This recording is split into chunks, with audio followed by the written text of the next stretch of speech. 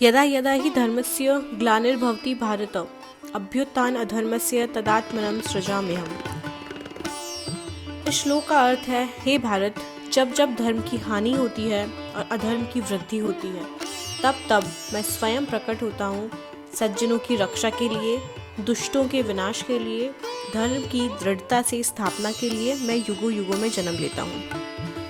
Hello friends, welcome to my YouTube channel story time with Riya and मैं हूँ आपकी रिया। आज आध्यात्मिक ज्ञान के सागर में डुबकियाँ लगाएंगे आज के सबसे इंटरेस्टिंग टॉपिक के साथ, दशावतार, भगवान विष्णु के 10 अवतारों के बारे में। हमारे वेदों में 4 युगों का वर्णन किया गया है और भगवान विष्णु ने हर युग में समय समय पर धर्म की और मानवता की रक्षा के लिए और अधर्म के नाश के लिए धरती पर प्रकट हुए हैं। इन सारे युगों में सबसे पहला युग था सतयुग। सतयुग को भगवान का युग कहा जाता है क्योंकि इस युग में धर्म की इम्पोर्टेंस थी और अधर्म नहीं था। सभी लोग रूल्स, रिचुअल्स, कस्टम्स, धर्म को मानने वाले थे। बेसिकली लोग मेंटली और फिजिकली बहुत प्योर हुआ करते थे, बहुत ज़्यादा ही पूर्ण हुआ करते थे। सतयुग के खत्म होने पर स्टार्ट हुआ त्रेता युग। त्रेता युग में धर्म की इम्पोर्टेंस थोड़ी सी कम हुई और अधर्म बढ़ने लगा। मनुष्य की धार्मिक नीतियों के साथ साथ उम्र भी कम होने लग गई थी और अधर्म, छल, कपट ये सब करना मनुष्य सीख गया था। इस युग में भगवान अपने अवतारों से मनुष्य को धर्म की इम्पोर्टेंस समझाए। द्वापर युग, ये युग अधर्म की वृद्धि का युग है। इसमें मनुष्य का धार्मिक आचरण कम हो गया और गुण भी गिरने लगे। त्रेता युग के कंपैरिजन में उम्र भी कम हुई और इस युग में अधर्म काफ़ी बढ़ चुका था। इस युग में भी भगवान ने धर्म की स्थापना के लिए अपना अवतार लिया था। कलियुग, जिसे हम आज का युग भी कहते हैं, ये युग अधर्म का युग है। मनुष्य छल, कपट, लोभ, लालच सब कुछ सीख चुका है। धर्म का नाश हो चुका है, अधर्म को मानने लगे हैं लोग। उम्र और क्वालिटी ऑफ लाइफ दोनों ही बिल्कुल कम हो चुकी है। इस युग में भगवान अवतार लेकर अधर्म का नाश करेंगे और धर्म की पुनर्स्थापना करेंगे। इन युगों में भगवान विष्णु ने कई अवतार लिए और आगे भी लेंगे। उसी से जुड़ी इंटरेस्टिंग कहानियाँ इस सीरीज़ में आपको बताने जा रही हूँ। तो सबसे पहला जो भगवान विष्णु का अवतार था वो था मत्स्य अवतार। इस अवतार में भगवान विष्णु ने मछली का रूप धारण किया था। तो जानते हैं मत्स्य अवतार की कथा। एक बार ब्रह्मा जी की असावधानी के कारण बहुत बड़े दैत्य ने वेदों को चुरा लिया। उस दैत्य का नाम था हयग्रीव। वेदों को चुरा लिए जाने के कारण ज्ञान लुप्त हो गया था।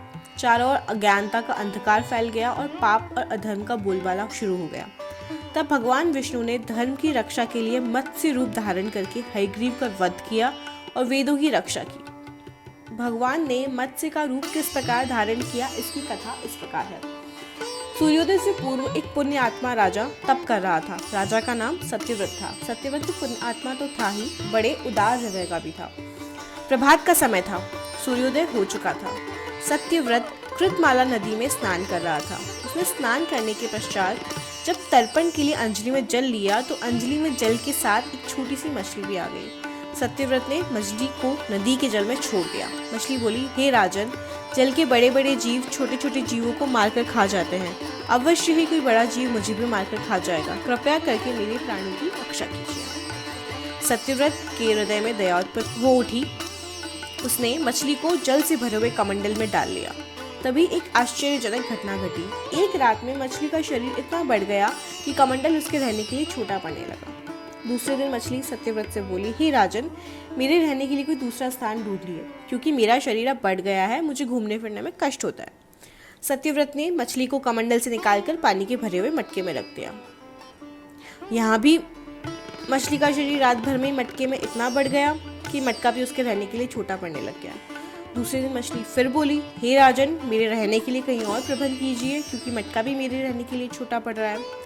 तब सत्यव्रत ने मछली को निकालकर एक सरोवर में डाल दिया, किंतु सरोवर भी मछली के लिए छोटा पड़ गया। इसके बाद सत्यव्रत ने मछली को नदी में और फिर उसके बाद समुद्र में डाल दिया। आश्चर्य, समुद्र में भी मछली का शरीर इतना अधिक बढ़ गया कि मछली के रहने के लिए वह भी छोटा पड़ने लग गया। अतः मछली पुनः सत्यव्रत से बोली, हे राजन, यह समुद्र भी मेरे रहने के लिए उपयुक्त नहीं है। मेरे रहने की व्यवस्था कहीं और कीजिए।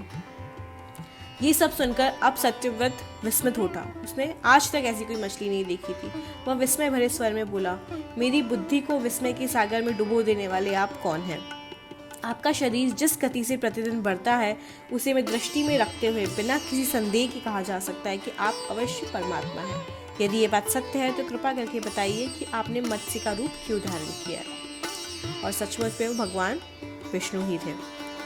मत्स्य रूपधारी श्री विष्णु ने उन्हें उत्तर दिया, हे राजन, हयग्रीव नामक दैत्य ने वेदों को चुरा लिया है। संसार में चारों ओर अज्ञान और अधर्म का अंधकार फैला हुआ है। मैंने हयग्रीव को मारने के लिए ही मत्स्य रूप लिया है। आज से 7वें दिन पृथ्वी प्रलय के चक्र में जाएगी, समुद्र उमड़ उठेगा, भयानक बारिश होगी, सारी पृथ्वी पानी में डूब जाएगी, जल के अतिरिक्त कहीं कुछ भी नहीं होगा। आपके पास एक नाव पहुंचेगी, आप सभी अनाजों और औषधियों के बीजों को लेकर सप्त ऋषियों के साथ नाव पर बैठ जाइएगा। मैं उसी समय आपको पुनः दिखाई पड़ूंगा और आपको ज्ञान प्रदान करूंगा। सत्यव्रत उसी दिन से हरि का स्मरण करते हुए प्रलय की प्रतीक्षा करने लगे। 7वें दिन प्रलय का दृश्य उपस्थित हो उठा। समुद्र भी उमड़कर अपनी सीमाओं से बाहर आने लगा, भयानक बारिश होने लगी। थोड़ी ही देर में संपूर्ण पृथ्वी जल में समा गई। उसी समय सत्यव्रत को एक नाव दिखाई पड़ी। सत्यव्रत सप्त ऋषियों के साथ उस नाव पर बैठ गए। उन्होंने नाव के ऊपर संपूर्ण अनाजों और औषधियों के बीज भी भर लिए। नाव प्रलय के सागर में गोते खाने लगी। प्रलय के उस सागर में उस नाव के अतिरिक्त कहीं भी कुछ भी नहीं दिखाई दे रहा था। अचानक मत्स्य रूपधारी भगवान प्रलय के सागर में दिखाई पड़े। सत्यव्रत और सप्त ऋषिगण मत्स्य रूपी भगवान से प्रार्थना करने लगे, हे प्रभु, आप ही सृष्टि के आदि हैं, आप ही पालक हैं और आप ही रक्षक हैं। दया करके हमें अपनी शरण में लीजिए और हमारी रक्षा कीजिए। सत्यव्रत और सप्त ऋषियों की प्रार्थना पर मत्स्य रूपधारी भगवान भी प्रसन्न हो उठे। उन्होंने अपने वचन के अनुसार सत्यव्रत को ज्ञान प्रदान किया। बताया, सभी प्राणियों में मैं ही निवास करता हूँ, ना कोई ऊंच है ना कोई नीच, सभी प्राणी एक समान है। जगत नश्वर है, इस नश्वर जगत में मेरे अतिरिक्त कहीं कुछ भी नहीं है। जो प्राणी मुझे सब में देखता हुआ जीवन व्यतीत करता है वह अंत में मुझ में ही मिल जाता है। यह ज्ञान देकर मत्स्य रूपी भगवान से आत्मज्ञान पाकर सत्यव्रत का जीवन धन्य उठा। वे जीते जी ही जीवन मुक्त हो चुके थे। प्रलय का प्रकोप शांत होने पर मत्स्य रूपधारी भगवान ने हयग्रीव को मारकर उससे वेद छीन लिए। भगवान ने ब्रह्मा जी को पुनः वेद दे दिए। इस प्रकार भगवान ने मत्स्य रूप धारण करके वेदों का उद्धार तो किया ही, साथ ही संसार के प्राणियों का भी कल्याण किया। भगवान इसी प्रकार समय समय पर अवतरित होते हैं और सज्जनों और साधुओं का कल्याण करते हैं। भगवान विष्णु का दूसरा अवतार, कूर्म अवतार। देवताओं दानवों की समुद्र मंथन में सहायता करने के लिए भगवान विष्णु ने कूर्म अवतार लिया था। इन्हें कच्छप अवतार भी कहा जाता है। समुद्र मंथन में कालकूट विष, अमृत और मां लक्ष्मी सहित 14 रत्नों की प्राप्ति हुई थी। नरसिंह पुराण के अनुसार कूर्म अवतार भगवान विष्णु के दूसरे अवतार है। समुद्र मंथन के लिए हुआ था कूर्म अवतार। पौराणिक कथा के अनुसार एक बार देवताओं को अपनी शक्ति पर बहुत अहंकार हो गया था। एक बार महर्षि दुर्वासा ने इंद्र को पारिजात पुष्प की माला भेंट की थी। अहंकारवश इंद्र ने उस माला को ऐरावत हाथी के मस्तक पर डाल दिया। यह देख ऋषि को इंद्र पर क्रोध आ गया और उन्होंने देवताओं को श्रीहीन होने का श्राप देकर उनकी सारी सुख समृद्धि खत्म कर दी। श्राप के प्रभाव से लक्ष्मी सागर में लुप्त हो गई। इससे सुर असुर लोक का सारा वैभव नष्ट हो गया। इस घटना से दुखी होकर इंद्र भगवान विष्णु की शरण में गए। भगवान विष्णु ने इंद्र को देवताओं और दानवों सहित समुद्र मंथन के लिए कहा। तब भगवान विष्णु के कहे अनुसार राक्षस और देवता मंथन के लिए तैयार हो गए। इसके लिए मद्रांचल पर्वत को मथनी और नागराज वासुकी को रस्सी बनाया गया। देव राक्षसों ने मद्रांचल को समुद्र में डालकर मंथन करना शुरू किया, लेकिन पर्वत का आधार नहीं होने के कारण भी समुद्र में डूबने लगा।